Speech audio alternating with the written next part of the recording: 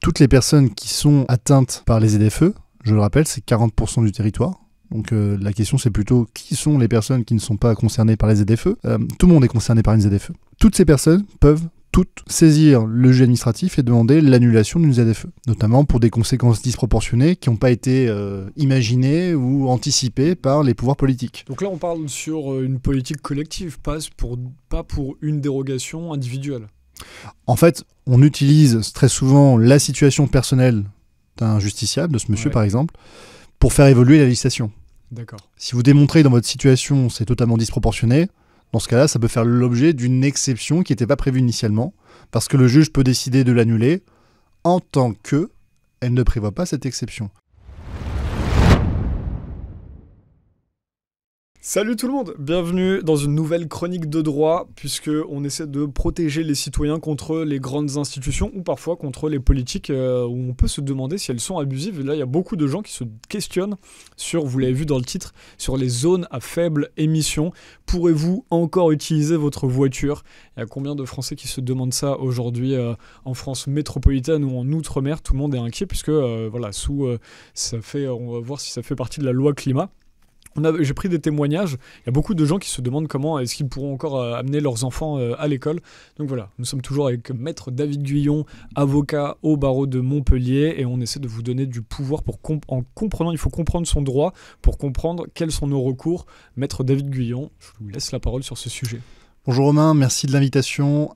Les zones à faible émission ou les zones à forte exclusion, c'est vraiment le terme, parce qu'aujourd'hui, ce que l'on constate, c'est que depuis le 1er janvier 2025, il y a quelques jours à la date à laquelle on enregistre cette émission, tous les véhicules critères 3, c'est-à-dire mis en circulation immatriculés avant le 31 décembre 2010, sont dorénavant exclus d'un très grand nombre de métropoles et notamment d'un très grand nombre de zones à faible émission qui sont en réalité les communautés de communes de plus de 150 000 habitants. Et on dit que ça s'étend de plus en plus, ces zones, ces ZFE ? Tout à fait. En fait, le 1er janvier 2025, il y a à la fois donc, l'avancée dans le temps donc, du nombre de véhicules qui vont être concernés. Il y aura plus de véhicules qui sont concernés, mais surtout, on a étendu les zones à faible émission, dorénavant à de nouvelles métropoles, à de nouvelles villes qui sont supérieures à plus de 150 000 habitants. Donc en fait, c'est 40% du territoire français qui dorénavant sont exclus à tous ceux qui ont un véhicule jugé comme étant trop polluant parce que la date de mise en circulation est antérieure au 31 décembre 2010. Allez-y, j'ai pas de questions. Je continue. Vos paroles. Je continue, très bien. Alors moi aujourd'hui, je suis donc effectivement inscrit au barreau de Montpellier et j'ai une association qui est l'ADLF, qui a déjà fait des recours au niveau national, mais qui évidemment là est saisie de la question de la ZFE, notamment de Montpellier. On verra que c'est intéressant parce que ce premier argumentaire, s'il fonctionne, il peut être déployé sur toutes les autres ZFE. Donc c'est le premier recours un peu test qu'on est en train de faire. Aujourd'hui, nous contestons la ZFE qui est instaurée à Montpellier, qui existait avant le 1er janvier 2025, mais qui, comme je l'ai expliqué, va dorénavant concerner beaucoup plus de véhicules, puisqu'on a encore restreint davantage les véhicules qui pouvaient être soumis à la ZFE. On a 3-4 arguments intéressants à soulever qui peuvent être tout à fait déployables à d'autres zones. Le premier argument, c'est de dire, c'est la loi climat et résilience qui a instauré les ZFE, enfin qui les a renforcées. Elles avaient déjà été mises en œuvre depuis 2018, donc c'est pas quelque chose de nouveau. Et pourtant, ces ZFE aujourd'hui sont clairement en train de rentrer en application au fur et à mesure, et on a le sentiment que les hommes politiques le découvrent. Ce qui est vraiment assez inquiétant parce que, encore une fois, moi, depuis 2023, j'informe, j'analyse et je fais déjà remonter un certain nombre d'informations sur les ZFE. Mais c'est vraiment depuis le 1er janvier 2025 où la grande majorité de la population s'est aperçue que dorénavant, il allait leur en coûter de pénétrer, de circuler dans ce type de zone. 68 €, 135 €. 68 €, c'est le simple fait de circuler. 135 €, c'est le fait de récidiver ou de circuler dans une zone qui est encore plus soumise aux restrictions, puisque bien entendu, au sein d'une même ZFE, les règles peuvent évoluer et peuvent être plus restreintes. Mais ça, on en parlera juste après. Donc, 135 €, c'est un dixième du SMIC. Évidemment, ça peut faire extrêmement mal, surtout quand on n'a pas les moyens de changer de véhicule déjà à la base. Donc, la ZFE de Montpellier, on a 3-4 arguments intéressants à soulever qui pourraient être tout à fait déployables dans d'autres zones. Première zone, premier moyen, ce sont les critères qui ont été retenus. C'est-à-dire qu'en 2020, et dans les ZFE en général, c'est toujours 2-3 ans avant que la ZFE entre en compte, on va mesurer la qualité de l'air. Et cette qualité de l'air, entre le moment où elle va justifier l'instauration d'une ZFE et le moment où la ZFE entre en vigueur, les circonstances peuvent changer.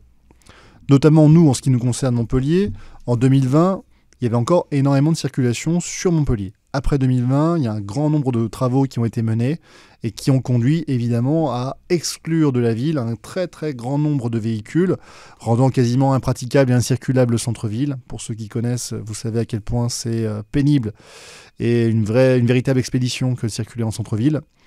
Donc clairement aujourd'hui, on pourrait obtenir l'abrogation de cette ZFE sur le simple motif que les critères qui ont justifié son instauration ne sont aujourd'hui plus remplis. En d'autres termes, la qualité de l'air s'est améliorée.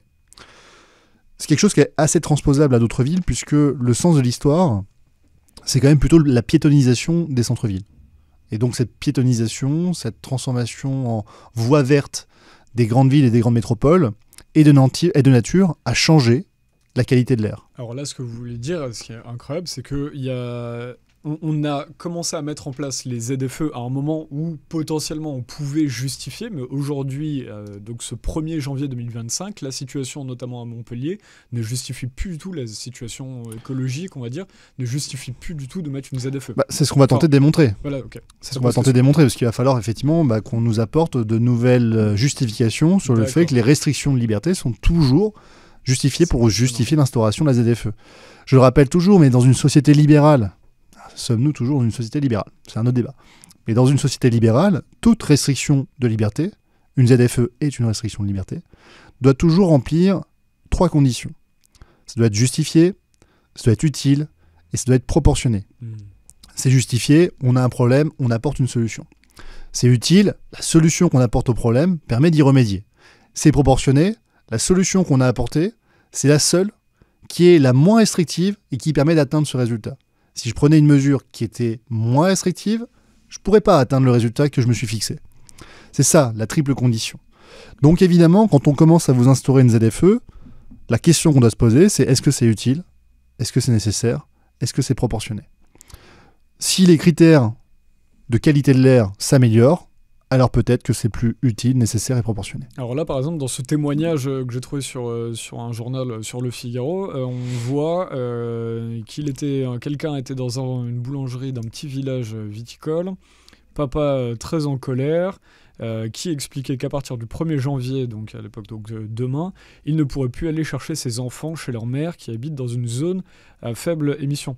Il est viticulteur. Et bien sûr, il n'a pas le bon véhicule, il ne peut pas changer de voiture, il n'a pas un sou, selon ses dires, profondément affecté. Ce qui est intéressant, c'est que là, il se dit dans un petit village. Donc là, on est étendu bien au-delà des métropoles dont on parlait. Oui, alors les métropoles, c'est souvent en réalité des communautés de communes. Voilà. C'est-à-dire que c'est plusieurs communes qui se rejoignent entre elles et qui évidemment vont avoir une harmonisation d'un certain nombre de règles, notamment de circulation et d'instauration de ZFE. Et donc là, on parle très clairement de villages où effectivement on peut faire de grandes distances, on a besoin de voitures. Est-ce que ces gens-là peuvent avoir un recours pour faire valoir de demander toutes les personnes, une dérogation ou quelque chose? Toutes les personnes qui sont atteintes par les ZFE, je le rappelle, c'est 40% du territoire. Donc la question c'est plutôt qui sont les personnes qui ne sont pas concernées par les ZFE. Tout le monde est concerné par une ZFE. Toutes ces personnes peuvent toutes saisir le juge administratif et demander l'annulation d'une ZFE. Notamment pour des conséquences disproportionnées qui n'ont pas été imaginées ou anticipées par les pouvoirs politiques. Donc là on parle sur une politique collective, pas pour une dérogation individuelle. En fait, on utilise très souvent la situation personnelle d'un justiciable, de ce monsieur par exemple, pour faire évoluer la législation. D'accord. Si vous démontrez que dans votre situation c'est totalement disproportionné, dans ce cas-là, ça peut faire l'objet d'une exception qui n'était pas prévue initialement, parce que le juge peut décider de l'annuler en tant que elle ne prévoit pas cette exception. Le fameux « en tant que », ça veut dire quoi? Ça veut dire le principe de la ZFE, ok, on n'y touche pas. Par contre, évidemment, pour que ça soit légal, il faut que vous prévoyiez cette exception. Et c'est, à mon sens, un des deuxièmes arguments qu'on veut essayer de mettre en place. Deuxième argument, c'est notamment l'erreur manifeste d'appréciation. Évidemment, lorsque vous instaurez une ZFE, vous ne pouvez pas imaginer toutes les situations qui justifieraient qu'on puisse écarter l'application de la ZFE. En gros, quand on fait passer une loi, on n'a pas tous les éléments pour savoir si elle sera bien applicable. En fait, c'est plus simple que ça. La loi fixe un cadre, elle dit voilà, vous pouvez instaurer des ZFE, vous pouvez, c'est même pas une obligation, vous pouvez instaurer des ZFE, et si vous le faites, voilà un petit peu les critères à appliquer. Mais après, une ZFE va être appliquée localement parlant par les communes qui décident de l'instaurer sur leur territoire, et dès lors qu'elles décident de l'appliquer, elles fixent ensuite les modalités d'application. La ZFE de Montpellier n'est pas identique à la ZFE de Lyon, etc. Donc chaque ZFE a quand même ses propres disparités. On va même aller plus loin, Romain. Une ZFE peut décider qu'à certains moments de l'année, des règles plus restrictives s'appliqueront. Et donc, ça sera l'objet du troisième argument, c'est de dire, en fait, on a un problème au regard de l'intelligibilité, de la prévisibilité de la loi. Comment je peux, moi, citoyen, qui doit forcément avoir connaissance du droit, mais qui suis forcément dans l'incapacité de pouvoir suivre les évolutions, connaître et comprendre les règles de droit qui vont s'appliquer.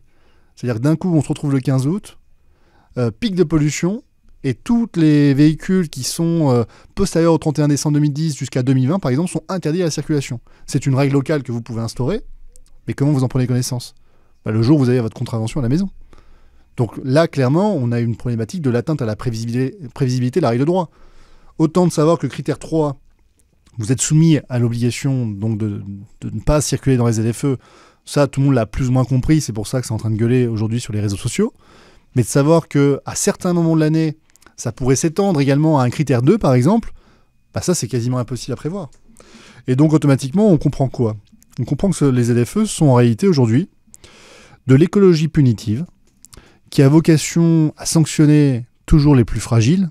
Si vous avez un véhicule qui est polluant, c'est souvent parce que vous n'avez pas les moyens de vous payer un véhicule de meilleure qualité, plus récent et autres. Les voitures électriques, où il faut avoir une borne électrique et tout ça, sont souvent un coût évidemment, très élevé. Encore une fois, est-ce que c'est vraiment la voiture électrique avec le lithium qui va régler le problème ? On rappelle ça, que pour une voiture électrique, il faut du lithium qui va faire de la déforestation incroyable en Amazonie. Et puis le cobalt, où on ne sait pas combien d'enfants sont morts dans les mines de cobalt en Centrafrique. Voilà, ça sera un autre débat, mais je rappelle que pendant un temps, on considérait que le gasoil était moins polluant que l'essence, et par conséquent, on a plutôt poussé la consommation des citoyens à aller vers des modèles à gasoil. Bon, aujourd'hui, on est revenu, on a dit non, mais en fait, c'est l'inverse. Bon, ok. Donc on voit bien qu'en fait ça évolue, et on voit très bien qu'aujourd'hui, peut-être que la voiture électrique est avancée comme étant la meilleure voiture écologique, mais en réalité, on s'aperçoit surtout qu'elle est tout sauf écologique. Mais ça sera un autre scandale, puisqu'aujourd'hui, on ne peut pas changer en plein milieu du plan la direction du plan. Bon, ce qu'il faut dire sur les ZFE, c'est qu'évidemment, on aura l'incapacité de prévoir des restrictions supplémentaires qui peuvent être mises en place localement et sur certaines périodes. On a des ZFE qui sont justifiés par des raisons qui aujourd'hui ont peut-être disparu. On a des ZFE qui vont impacter de manière disproportionnée certaines situations qui ont été évoquées. Moi, je pense notamment effectivement à cette personne qui doit aller voir un médecin dans le centre hospitalier de sa métropole, de sa ville, parce que en fait, elle réside dans les petits villages à côté, mais elle est obligée d'aller faire un trajet pour des raisons médicales. Cette personne est également sanctionnée au titre de la ZFE.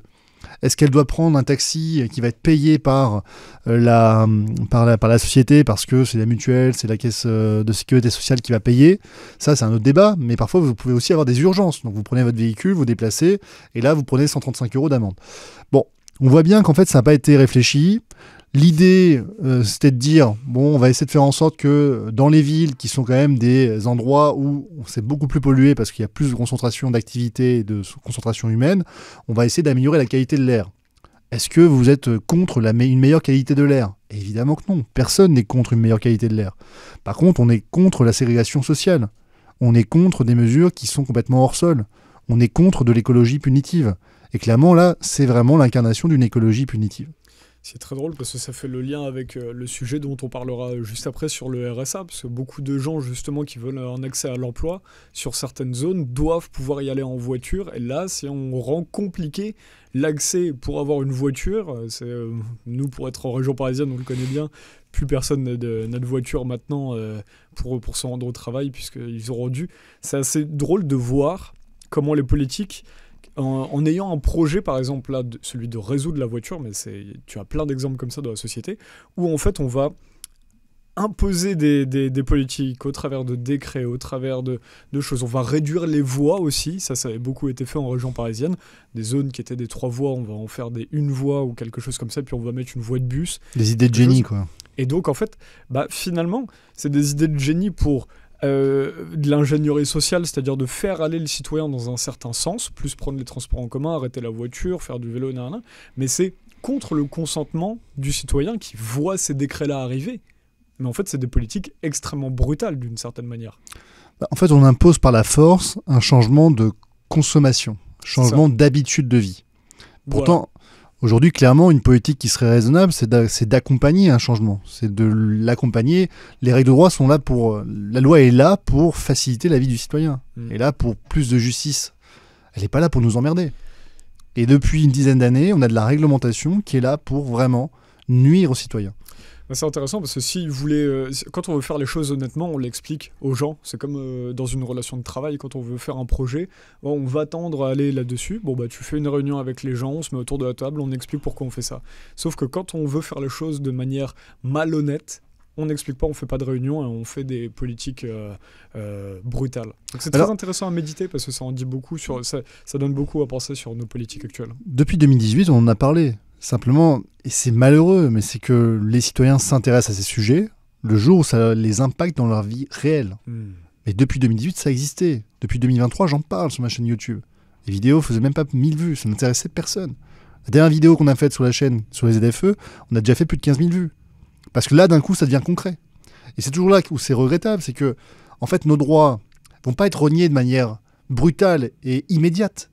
Ce sont des petits renoncements, des petits reniages qui ont lieu petit à petit et qui vont avoir des effets sur notre vie. Et là, clairement, les ZFE existent déjà depuis 2018 et c'est le 1er janvier 2025 où elles ont commencé à devenir vraiment impactantes pour la vie des citoyens.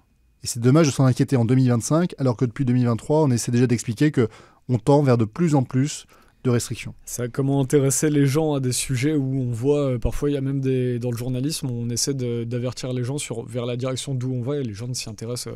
Beaucoup de gens se sont intéressés au Covid quand ils ont été confinés, ou pas au Covid, mais sur ces manières de jouer avec la santé. Ce management social par le droit, par la restriction, par la violence économique.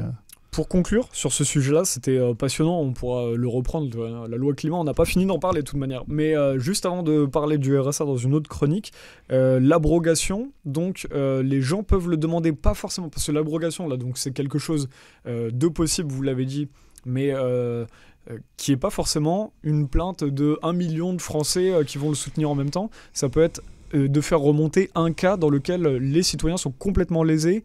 Le gars, une personne doit prendre sa voiture et la ZFE est de manière abusive. Il peut s'y prendre individuellement, c'est ce que vous avez dit. Comment est-ce qu'il peut faire C'est les gens ont du mal, n'ont pas l'habitude à aller vers des avocats, moi-même, moi le premier. Si je suis lésé avec ma voiture, quelle est ma démarche ? Tout citoyen lésé par l'application d'une ZFE peut saisir le tribunal administratif dans lequel la ZFE s'applique pour demander l'annulation ou l'abrogation de la ZFE. Alors j'ai envie d'aller vraiment, on va avec les gens, on fait les étapes, comment est-ce qu'on saisit ? Est-ce que je le prends à main nue, je saisis concrètement, sur un sujet comme la ZFE, si vous êtes tout seul et que vous n'avez pas de formation juridique, vous n'avez aucune chance. Bon, voilà, soyons réalistes, vous n'avez aucune chance sans formation juridique, c'est un sujet qui est complexe. Donc on se rapproche d'un avocat. On se rapproche d'un avocat. Okay. Une fois qu'on se rapproche d'un avocat, comment est-ce qu'on fait ? L'avocat de son choix, évidemment, il n'y a pas que Maître Guyon, évidemment. Maintenant, s'ils viennent vers nous... Comment on fait pour avoir des avocats de confiance ? Maître Guyon ou autre, parce que vous ne pourrez pas avoir... Déjà, on essaye de contacter un avocat qui fait du droit public, parce qu'on est sur une matière qui est relative au droit public.